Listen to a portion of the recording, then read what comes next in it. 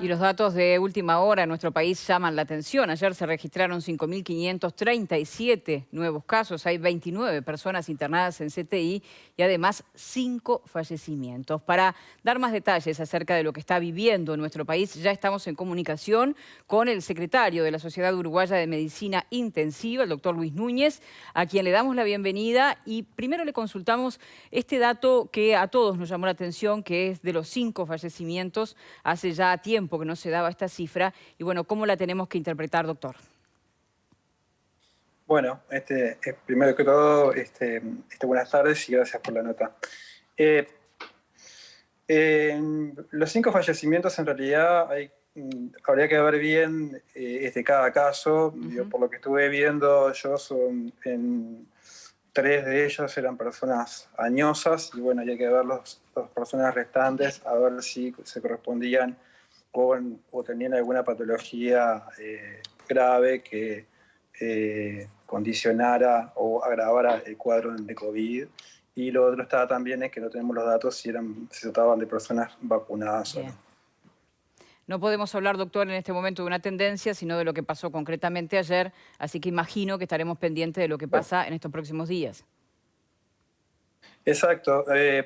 En los últimos días hemos tenido un aumento exponencial de los casos. Como ha pasado en la primera hora, se acuerdan de que en sí el agravamiento del cuadro de COVID no se da en los primeros días, sino que se da generalmente a partir del 7º día, en fin. Entonces, a partir de ahí hay que ver en los próximos días cómo es el comportamiento en los casos de CTI. De todas formas, la visión que tenemos, o la esperanza que tenemos, es que no vamos a tener una cantidad tan grande de pacientes como la que tuvimos en la ola por P1. Eso en base a cómo se ha comportado esta nueva variante en otros países en los cuales claramente hay un desacople entre lo que es el número de casos activos y el número de ingresos a CTI. Y más aún de los pacientes que están vacunados, y yo diría completamente vacunados, cambiando un poco el concepto de completamente vacunados a aquellos que tienen 3 dosis de la vacuna. Precisamente en ese sentido, de estas 29 personas, no sé si la cifra coincide con la que ustedes manejan al momento, ¿cuántos están vacunados completamente vacunados? ¿Cuántos tienen 2 dosis? ¿Y cuántos no tienen ninguna dosis de vacuna contra el coronavirus? Bien, nosotros actualmente no estamos haciendo un seguimiento estricto como lo hicimos durante la primera ola. Sí tenemos datos, y eso en cuanto al número de vacunados, y eso se ha mantenido más o menos igual, no ha cambiado en los últimos meses, y hay aproximadamente entre un 15 y un 20% de las personas que están en CTI que están vacunados. Actualmente, con 3 dosis, a nuestro conocimiento, por lo menos hasta ayer era así, había solo una persona. Pero también hay que tener en cuenta de que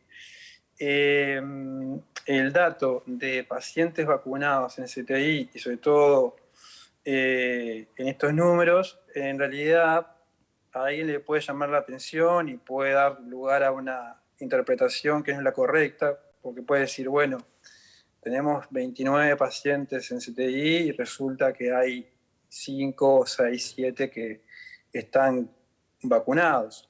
Entonces alguien puede pensar que la vacuna no es efectiva y eso, entonces hay que tener cuidado cuando uno maneja los números, ver sobre no el porcentaje real de pacientes que hay en CTI, pues es una tasa, sino del número real de pacientes del cual sale. Hoy por hoy, personas con 2 dosis o más, hay más de 2.500.000. O sea, partimos de un número muchísimo más grande que las personas no vacunadas. Entonces, claramente, las personas que están vacunadas van a tener mucho menos chance de ingresar a CTI que las personas que están vacunadas. Eso teniendo en cuenta ya la presencia de la nueva variante en nuestro país. Sí, el problema con la nueva variante es que no te podemos decir actualmente cuántos pacientes de los que están Ujú. ingresados la tienen. Porque, bueno, eso es un proceso que lleva sus días y en realidad es un diagnóstico retrospectivo de qué se hace. ¿Ah? La impresión es que esta ola de casos sea toda por Omicron, por cómo se está comportando, porque es un comportamiento igual al que ha tenido en otros países, con un crecimiento realmente exponencial y con números récord de casos diarios.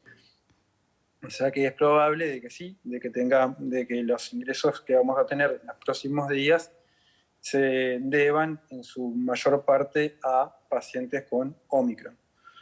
Más allá de que sea una variante de virus menos letal o menos virulenta, igual, al haber tantos pacientes infectados, obviamente, dentro de esos infectados va a haber parte de población que va a ser más vulnerable a la infección, va a ser más vulnerable a desarrollar infecciones graves y, por lo tanto, esperamos en los próximos días que haya un aumento del número de casos en CTI, pero como dije anteriormente, no en un número como lo vimos con P1, que fue una situación que ya la vimos con Delta, ¿no? Con Delta, en realidad, otros países tuvieron olas muy fuertes, con muchos ingresos en CTI, y nosotros sin embargo, no tuvimos una ola de Delta, y eso es claramente por la vacunación.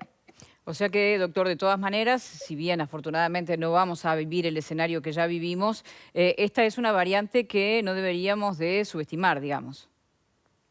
No, sin duda que no. Sin duda que no, porque digo, el impacto ya lo está teniendo. El sistema de salud ya está teniendo bastantes problemas con esta variante, porque si bien en el área de medicina intensiva, que es la que me manejo yo, digo, por el momento hay capacidad, digo, estamos lejos de los niveles que tuvimos en mayo, junio del 2021, pero en el primer nivel de atención, sí, hay una sobrecarga muy importante, hay una sobrecarga de consultas en las emergencias móviles, en las puertas de emergencia. eh, Eso claramente impacta a todo nivel, no, no solo a los profesionales o al equipo de salud que atiende ese nivel, sino a todas las instituciones, a cada una de las instituciones. Y por otro lado, un problema que estamos viendo, y eso sí nos afecta al área de medicina intensiva, y al igual que también a otras áreas, es el ausentismo. Claro. Porque, bueno, dentro de los contagiados ha aumentado muchísimo el personal de salud, a lo cual se suma de que una buena parte del personal de salud no había podido tomarse licencia durante la ola de COVID por P1 y le correspondía en este momento. Entonces ahora tenemos en muchos lugares problemas de cobertura de guardias, tanto por licencias como por certificaciones por casos de COVID. ¿Y esos problemas son más notorios en Montevideo, en el interior? ¿Cómo se distribuye este asunto a nivel del territorio nacional? Bueno, es muy variable esto Ujú. porque hay que recordar que dependiendo un poco del tamaño que tenga la unidad, es como va a impactar. No es lo mismo las unidades grandes en Montevideo, en las cuales hay varios médicos de guardia, que donde haya uno o dos médicos certificados, que una unidad más pequeña en el interior, donde hay un médico de guardia o dos médicos de guardia. Entonces, ahí el impacto obviamente es mucho mayor y la logística para cubrir ese puesto de trabajo también es mucho más engorrosa, más complicada para conseguir gente. Pero en sí hemos recibido, digamos, reportes de colegas de todo el país donde tienen problemas importantes en la cobertura de guardias y bueno, y es un panorama que lamentablemente se va a mantener en los próximos días, porque seguramente vamos a seguir por varios días con casos, con muchos casos diarios y obviamente dentro de esos casos va a haber personal de salud. Se lo preguntaba concretamente pensando, por ejemplo, en lo que puede ser el departamento de Maldonado, un departamento que está presentando un nivel muy alto de casos, Rocha, bueno, sin duda que Montevideo y también Canelones, pero bueno, teniendo en cuenta esas zonas balnearias donde la llegada de turistas es, bueno, alta y la presencia de casos de coronavirus también. Bueno, en esas zonas, digo, sí, también ha habido problemas, pero hay que recordar de que también cuando sucede esto, y en el momento actual, donde hay una capacidad ociosa, digamos, en otras unidades, Ujú. en algunos casos se pueden derivar pacientes a otras Bien. unidades. O sea que si hubiera una faltante realmente crítica de personal, el sistema debería poder absorber esos pacientes y poder darle atención en otros centros. Queda claro. Ya para terminar, ¿cuál es la postura, o por lo menos si lo han conversado de la sociedad, respecto a esta flexibilización de la cuarentena que ha dispuesto el Ministerio de Salud Pública en estos últimos días? No tenemos una postura asumida, Ujú. digo, eh, confiamos sí en los profesionales que han hecho las recomendaciones, y no te puedo decir más que eso. O sea, en definitiva, yo creo que esto lo que va a redundar va a ser en que vamos a tener una baja capaz que más rápida en el número de casos activos. Y para lo que es el área de salud y sobre todo para el personal que está completamente inmunizado, o sea, que tiene las 3 dosis, bueno, va a poder retornar con cierta seguridad a sus trabajos en un plazo menor. Doctor, en estos últimos minutos me gustaría que usted le hable a quienes nos están viendo. Decía, bueno, esperamos que el panorama no sea tan dramático como el que ya vivimos, pero sin duda que nos tenemos que cuidar y está pendiente la dosis de refuerzo, ¿no? La dosis de vacunación que viene mejorando las cifras de agenda en estas últimas horas, pero que sin duda parece ser un antes y un después en esta situación. Sí, no hay duda de eso. Creo que a todos los que que trabajamos en la salud, que vemos pacientes con COVID, creo que a ninguno nos puede quedar duda de que la vacunación ha sido la herramienta que nos ha permitido, bueno, sobrellevar esta pandemia en una condición mucho más ventajosa que en otros países y controlarla. Bueno, ahora estamos en una segunda ola, pero sí haber tenido un control más importante o más eficiente de la misma hasta el momento. Es fundamental la vacunación, no hay duda de eso, y es fundamental sobre todo darse la tercera dosis. Lamentablemente hemos visto ingresos de pacientes, aunque sean pocos, con una dosis, 2 dosis o pacientes no vacunados. Y bueno, la recomendación de la sociedad es que primero a todos aquellos que no se vacunaron, que por favor lo piensen. Las vacunas son más que seguras, eso está más que demostrado. Aquellos que no completaron su esquema con 2 dosis, que lo hagan, y aquellos ya tienen la posibilidad de agendarse para recibir la tercera dosis, que también que lo hagan, que eso realmente nos va a permitir sobrellevar estas olas, porque bueno, ahora estamos en la segunda ola, y es probable que después, si siguen surgiendo variantes, tengamos más, poder llevar estas olas de una mejor manera, sin restricciones y sin impacto en toda la sociedad. Porque esto no se trata solo del sistema de salud, se trata de la vida en sociedad de todos. Doctor Luis Núñez, secretario de la Sociedad de Medicina Intensiva, le agradecemos muchísimo por estos minutos. Bueno, gracias a ustedes por la nota. A las órdenes.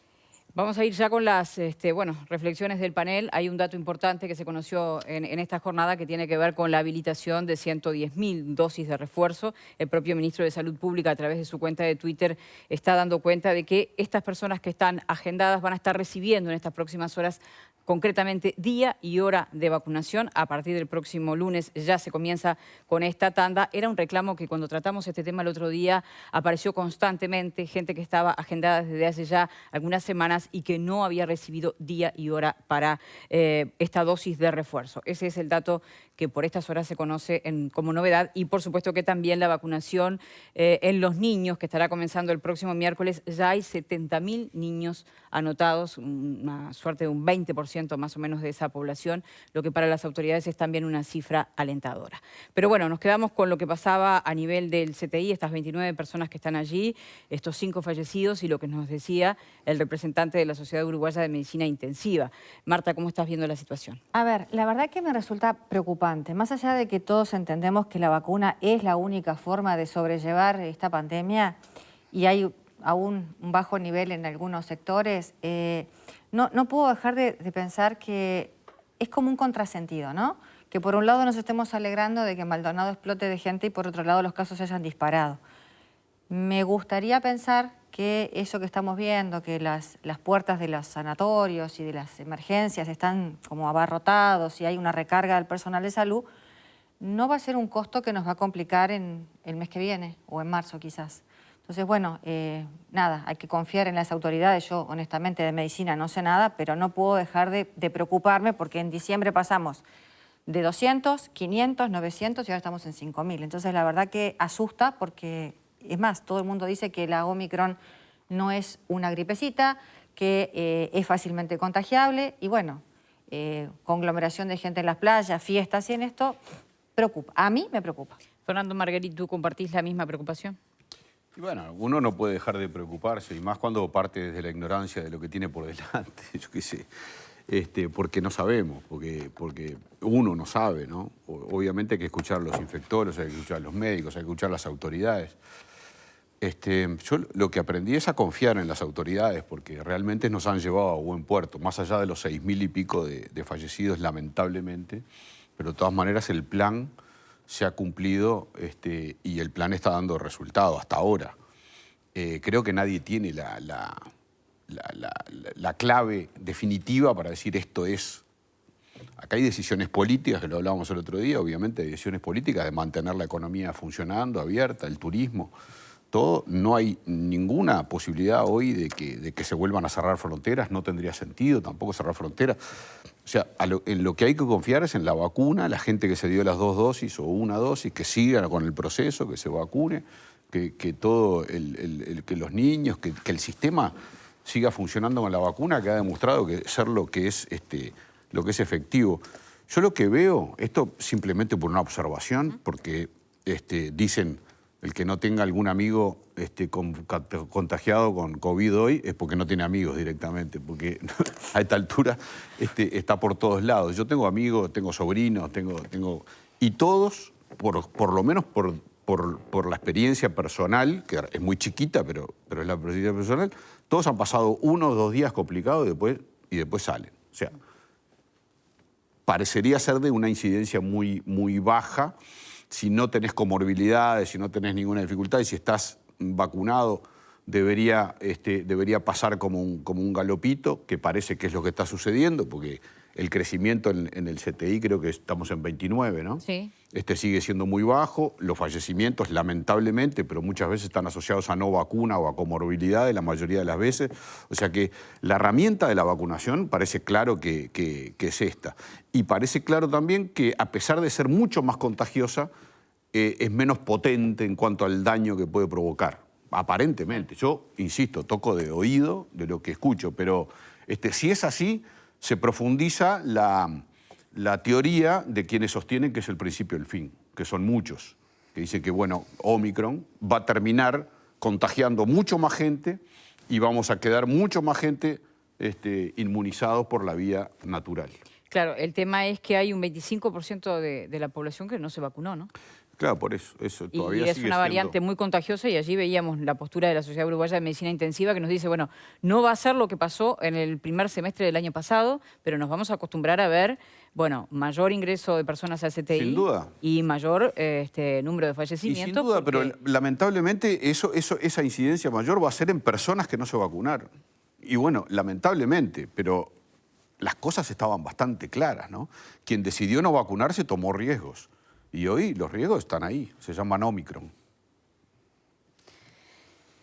Bueno, es todo un tema.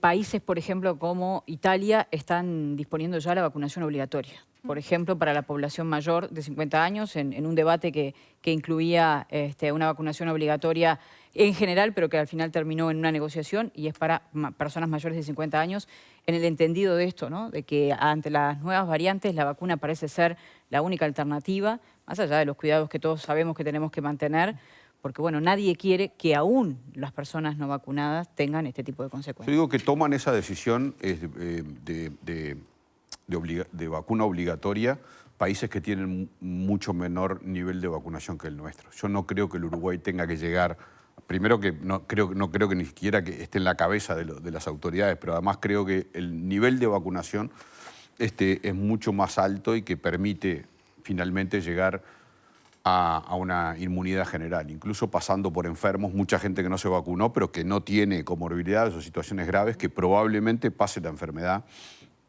sin grandes consecuencias. Hacemos nosotros una primera pausa y ya retornamos con la visión del resto de los panelistas.